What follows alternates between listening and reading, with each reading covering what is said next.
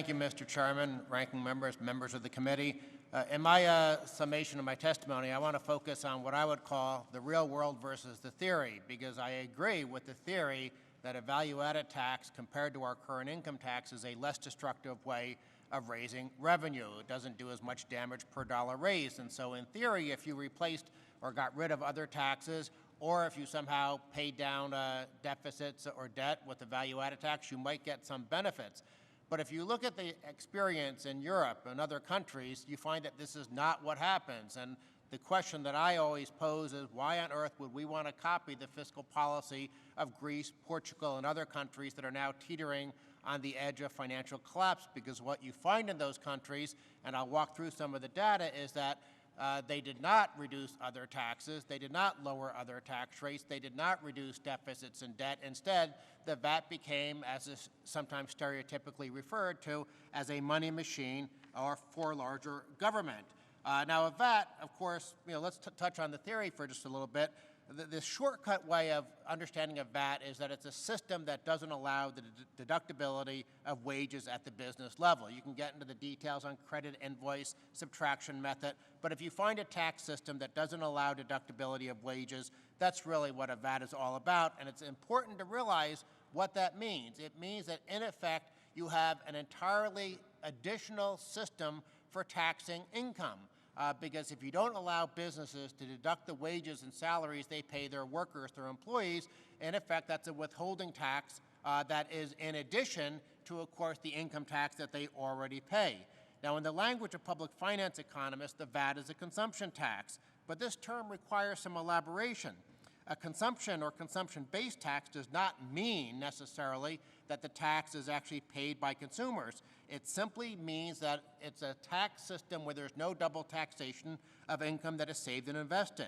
The Social Security payroll tax is a consumption-based tax since it is not imposed on dividends, interest, and capital gains. Likewise, the flat tax popularized by former House Majority Leader Dick Armey is a consumption tax since dividends, interest, capital gains are not subject to a second layer of tax.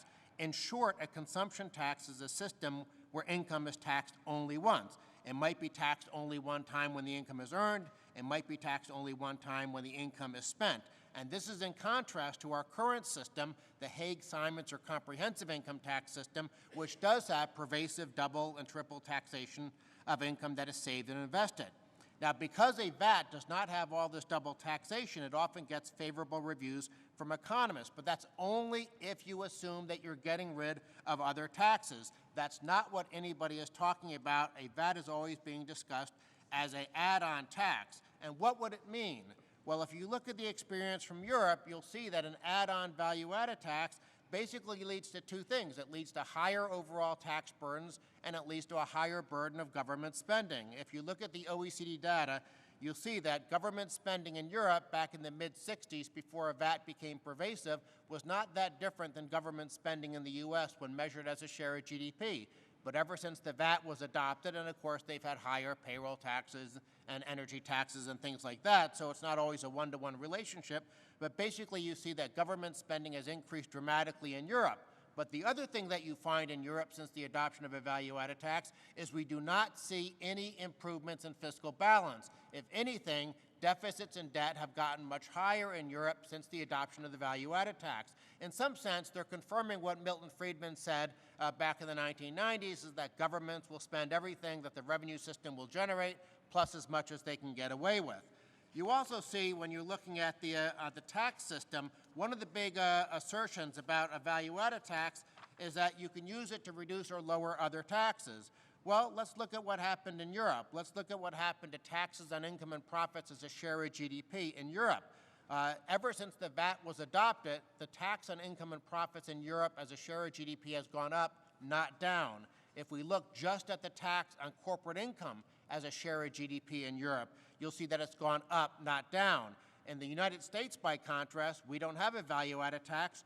Our overall tax burden on income and profits has stayed relatively flat over the last 40 or so years, and our tax burden on corporations as a share of GDP has actually fallen. So the assertion that a value-added tax can somehow lead us to a better tax system It certainly hasn't applied in any countries in the world right now, although I will say some of the more recent countries, like Australia, Japan, that have adopted a VAT or goods and services tax, you don't find the same problems. But I'm out of time, so I'll stop there. Thank you very much.